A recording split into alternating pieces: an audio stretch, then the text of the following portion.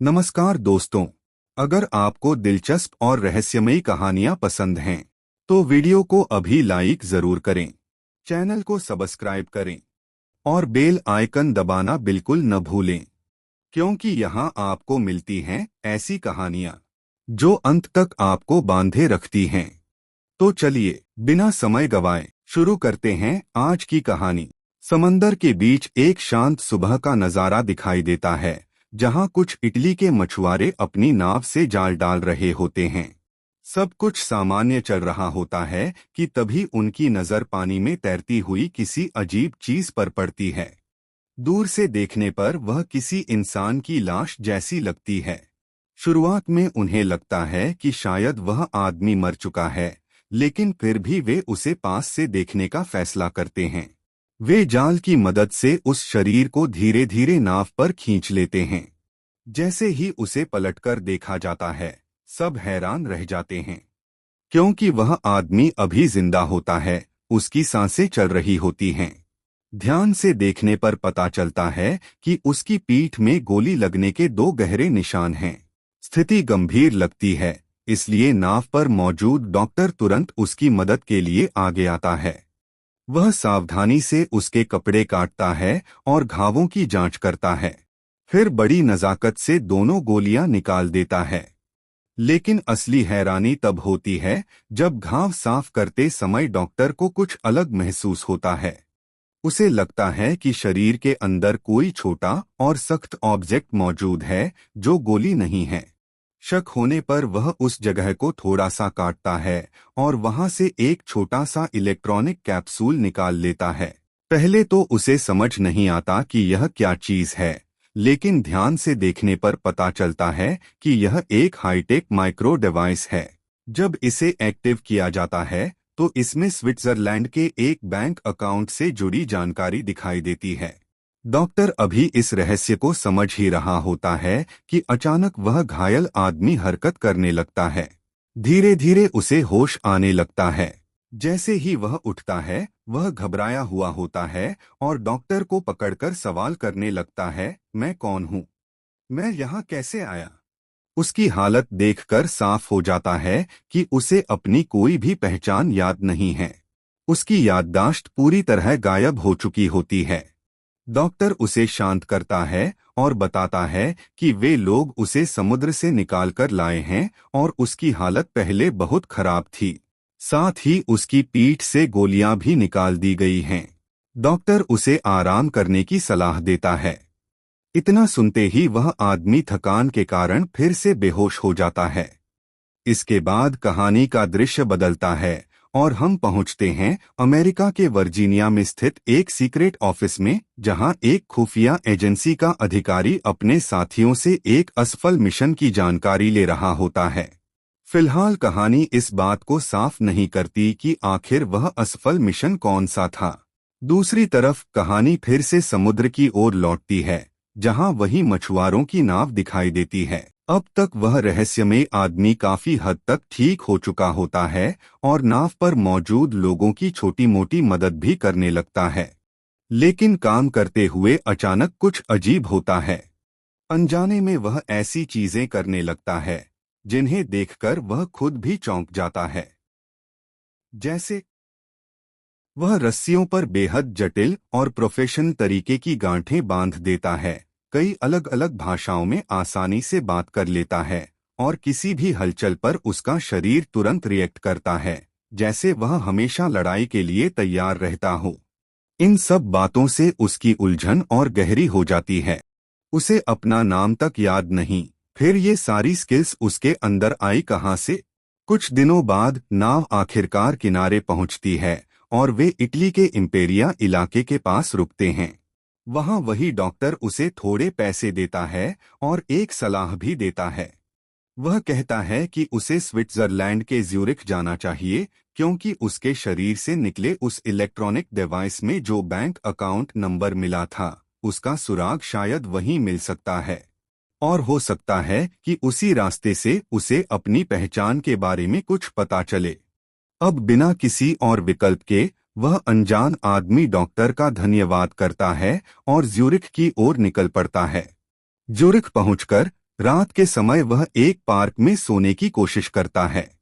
थोड़ी ही देर में दो पुलिस अधिकारी वहां पहुंचते हैं और उसे जगा देते हैं, लेकिन उसकी नींद ज्यादा देर तक नहीं टिकती। वे उससे उसकी पहचान का प्रमाण मांगते हैं। वह मजबूरी में बताता है कि उसके पास कोई आईडी नहीं है। यह सुनते ही पुलिस को उस पर शक हो जाता है और वे उसे पकड़ने की कोशिश करते हैं, लेकिन तभी कुछ अप्रत्याशित होता है। पलक झपकते ही वह आदमी तेजी से हरकत करता है। बिना किसी हथियार के वह दोनों पुलिस वालों को काबू में कर लेता है और उन्हें बेहोश कर देता है। लड़ाई खत्म होते ही वह खुद भी हैरान रह जाता है। उसे समझ ही नहीं आता कि उसने यह सब कैसे कर लिया। उसके अंदर इतनी फुर्ती और ट्रेनिंग कहाँ से आई, जबकि उसे तो यह भी याद नहीं कि उसने कभी लड़ाई करना सीखा हो। घबराहट में वह वहीं से भाग जाता है और जल्दबाजी में अपनी जैकेट और पुलिस की बंदूक भी पीछे छोड़ देता है। इसी दौरान कहानी फिर से एक खुफिया एजेंसी के दफ्तर की ओर बढ़ती है। वहां कुछ एजेंट एक वीडियो देख रहे होते हैं। उस वीडियो में एक व्यक्ति, जिसका नाम निकवाना वोसी बताया जाता है, मीडिया के सामने दावा कर रहा होता है कि कुछ लोग उसे खत्म करने की कोशिश कर रहे हैं। दरअसल उन खुफिया एजेंसियों की असली चिंता कुछ और ही थी। उन्हें पहले से जानकारी थी कि वह व्यक्ति एक किताब लिख रहा है जिसमें अफ्रीका में किए गए गुप्त ऑपरेशनों का पर्दाफाश हो सकता है। यही वजह थी कि हर कोई परेशान था, क्योंकि किसी भी हाल में वह जानकारी सार्वजनिक नहीं होनी चाहिए। वीडियो में वह आदमी यह भी कहता है कि अगर उसकी पुरानी ताकत और प्रभाव उसे वापस नहीं मिले तो वह सब कुछ दुनिया के सामने रख देगा। इस बात को सुनकर वहां मौजूद एजेंसी के एक बड़े अधिकारी वार्ड एबॉट तुरंत सख्त रुख अपनाते हैं। वह कंकलिन को आदेश देता है कि उसे उन सभी लोगों की पूरी जानकारी चाहिए जिन्हें उस आदमी को खत्म करने के लिए भेजा गया था और जो इसमें नाकाम रहे। बाद में दोनों एकांत में मिलते हैं और बातचीत एक खास सीक्रेट प्रोग्राम पर जाती है जिसे प्रोजेक्ट ट्रेडस्टोन कहा जाता है। एबॉट सीधा सवाल करता है कि क्या इस प्रोजेक्ट के लोग भी उस मिशन में शामिल थे।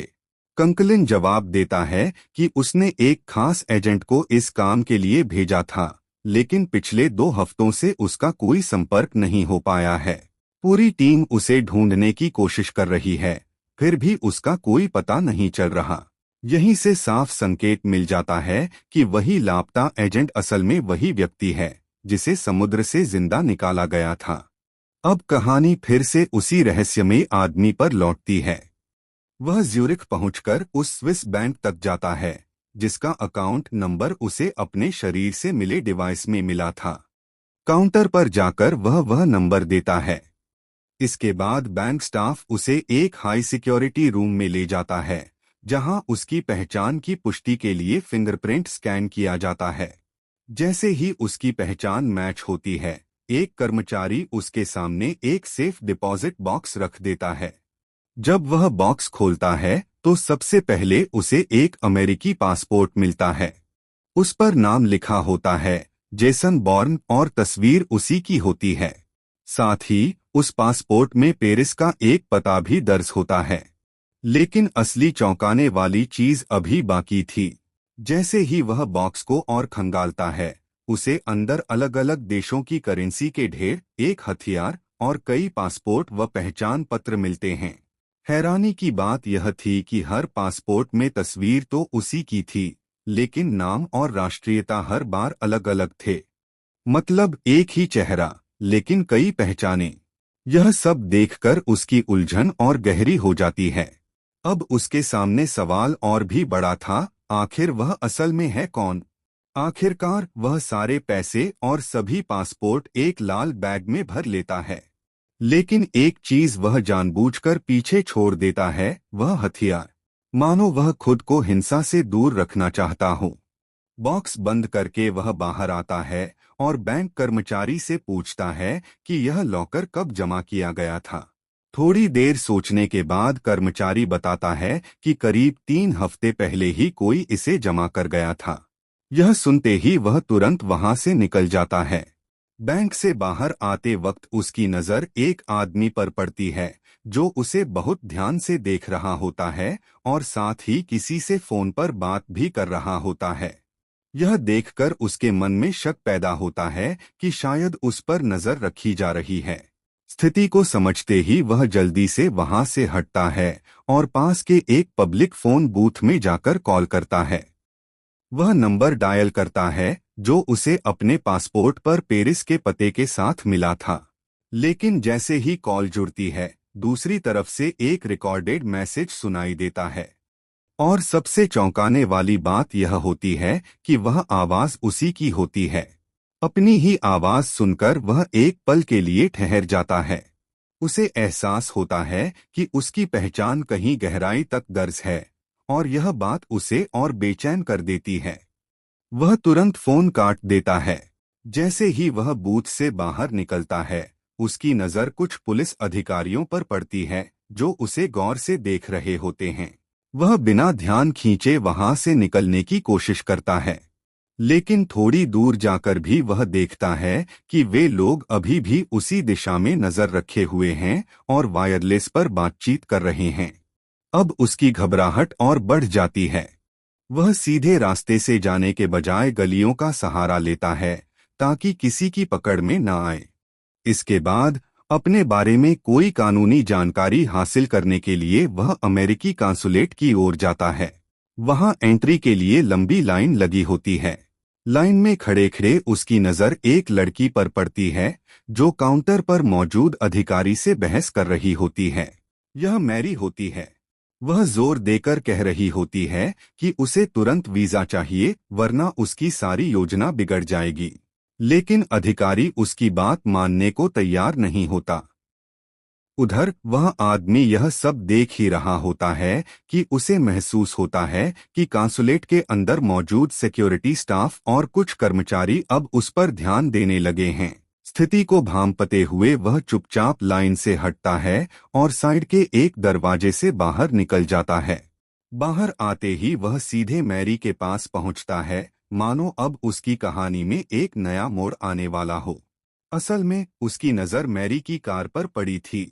उसे समझ आ गया था कि अगर यहाँ से निकलना है तो यही सबसे आसान रास्ता हो सकता है।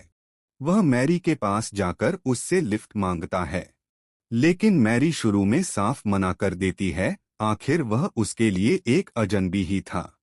तब वह उसे चेतावनी देता है कि अगर वह खुद को सुरक्षित रखना चाहती है तो तुरंत पुलिस के पास जाकर सच बता दे कि उसका उससे कोई लेना देना नहीं है, क्योंकि आने वाले हालात और भी खतरनाक हो सकते हैं। लेकिन मैरी भी दुविधा में थी। वह खुद पहले ही एक खतरनाक घटना देख चुकी थी और अब हालात ऐसे थे कि पुलिस के पास जाना भी उसे सुरक्षित नहीं लग रहा था। आखिरकार वह तय करती है कि फिलहाल उसी के साथ रहना बेहतर होगा। उधर दूसरी तरफ एजेंसी के हेडक्वार्टर में एक नई खबर पहुंचती है। कंकलिन को बताया जाता है कि एक एजेंट की मौत हो चुकी है और परिस्थितियां इस ओर इशारा करती हैं कि इसमें उसी रहस्यमयी आदमी का हाथ हो सकता है। अब कंकलिन तुरंत कदम उठाता है। वह लोकल पुलिस नेटवर्क को एक्टिव कर देता है ताकि पूरे पेरिस में उसकी तलाश शुरू की जा सके। कुछ ही समय में पुलिस को उनकी कार का पता चल जाता है और पीछा शुरू हो जाता है। शहर की सड़कों पर तेज रफ्तार पीछा चलता है।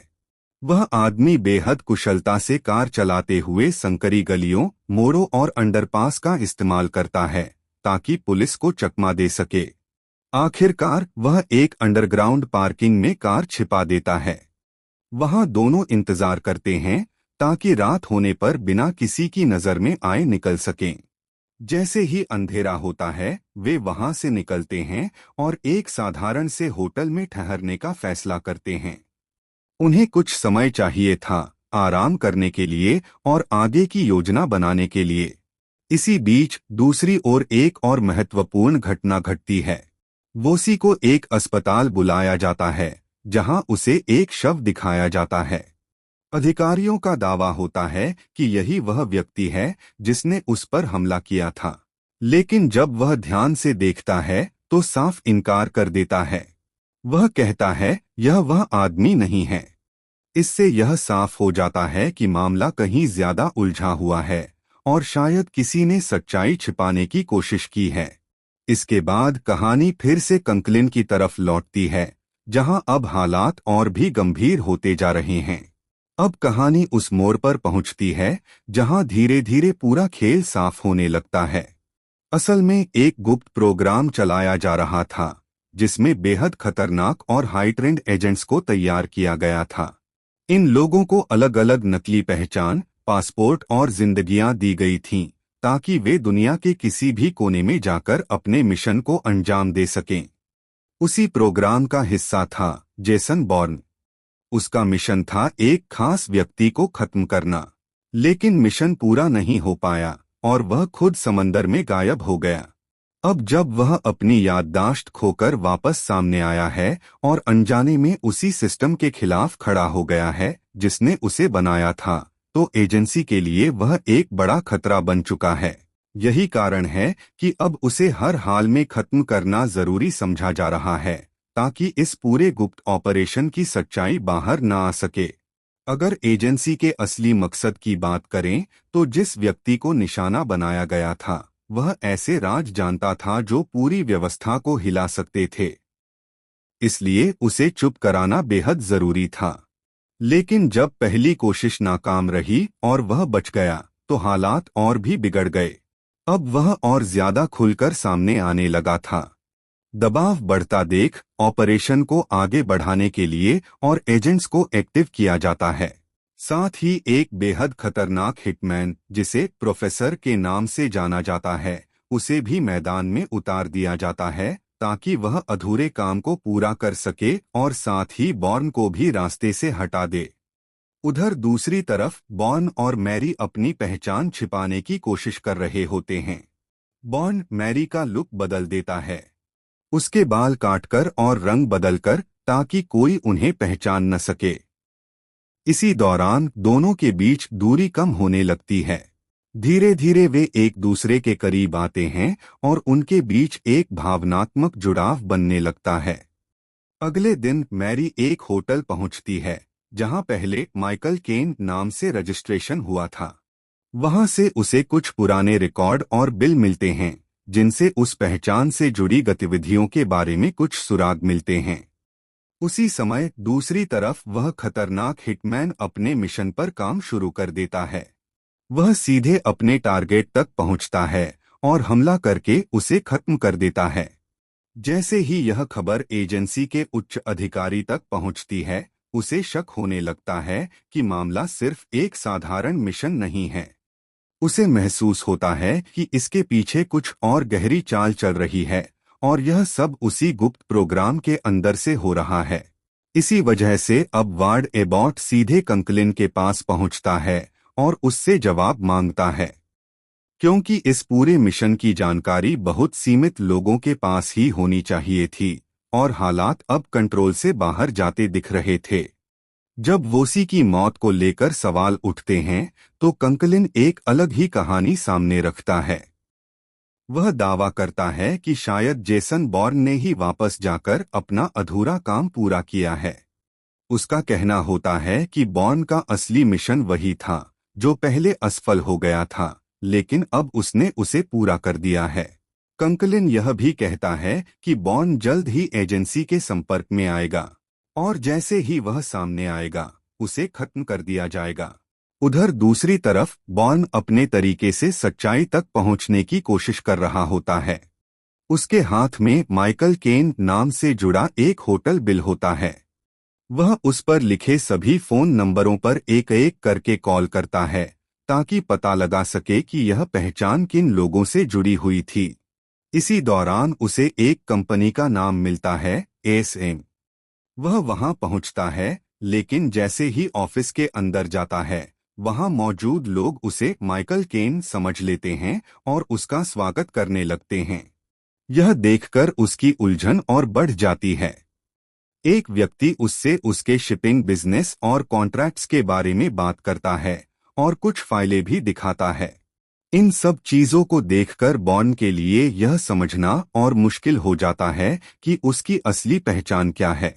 क्या वह सच में जेसन बॉर्न है, या फिर माइकल केन सच तक पहुंचने के लिए वह अगला कदम उठाता है। वह उस अस्पताल पहुंचता है जहां माइकल केन की लाश रखी गई थी, लेकिन वहां जाकर उसे पता चलता है कि वह शव रहस्यमय तरीके से हटा दिया गया है। स्टाफ से बात करने पर उसे एक और अहम जानकारी मिलती है। कुछ समय पहले वोसी भी यहां आया था और वह भी उसी लाश की पहचान करने के लिए। यहीं से बॉर्न को समझ आने लगता है कि उसकी नकली पहचान और वोसी के बीच कोई गहरा संबंध है। इस गुत्थी को और सुलझाने के लिए वह सीधे वोसी के घर पहुंचता है, लेकिन वहां जाकर उसे पता चलता है कि वोसी को भी हाल ही में मार दिया गया है। घर के अंदर उसे एक अखबार मिलता है जिसमें खबर छपी होती है कि 2 हफ्ते पहले किसी अज्ञात व्यक्ति ने वोसी की नाव पर घुसकर उस पर हमला करने की कोशिश की थी। अब धीरे धीरे सारे टुकड़े जुड़ने लगते हैं और सच उसके और करीब आता जा रहा होता है। रिपोर्ट के मुताबिक जब उस व्यक्ति ने हमला करने की कोशिश की तो टारगेट ने पलटवार किया और उसे समुद्र में धक्का दे दिया। जाते जाते उसने उसकी पीठ पर गोलियां भी चला दीं। रिपोर्ट में यह भी बताया गया था कि अब उस हत्या की जिम्मेदारी माइकल केन नाम के व्यक्ति पर डाली जा रही है। यह सब पढ़ते ही बॉर्न के दिमाग में चीजें धीरे धीरे साफ होने लगती हैं। उसे समझ आ जाता है कि वह कोई आम इंसान नहीं बल्कि एक प्रशिक्षित एजेंट है। उसने माइकल केन की पहचान का इस्तेमाल करके उस मिशन को पूरा करने की कोशिश की थी, लेकिन किसी वजह से वह असफल रहा और घायल हालत में समुद्र में गिर गया। इसके बाद सच्चाई को छिपाने के लिए असली माइकल केन को एक हादसे का रूप देकर रास्ते से हटा दिया गया ताकि उस पहचान से जुड़ा हर सुराग खत्म हो जाए। और अब वही लोग उसे भी खत्म करना चाहते हैं। हालांकि उसे अब भी यह याद नहीं आता कि उसका मिशन आखिर फेल कैसे हुआ। इन सब सच्चाइयों का बोझ उसके दिमाग पर साफ नजर आने लगता है। जब वह मैरी के साथ होटल लौटता है तो देखता है कि वहां पहले से ही पुलिस मौजूद है और पूरी जगह को घेरा गया है। स्थिति को भांपते हुए दोनों तुरंत वहां से दूर हट जाते हैं। रास्ते में मैरी उसे सलाह देती है कि शायद अब उसे खुद जाकर सरेंडर कर देना चाहिए ताकि सच्चाई सामने आ सके और वह अपना नाम साफ कर सके, लेकिन बॉर्न उसे रोकता है। वह समझाता है कि अब मामला बहुत आगे बढ़ चुका है। मैरी अब बहुत कुछ जान चुकी है और यही बात उसे भी खतरे में डालती है।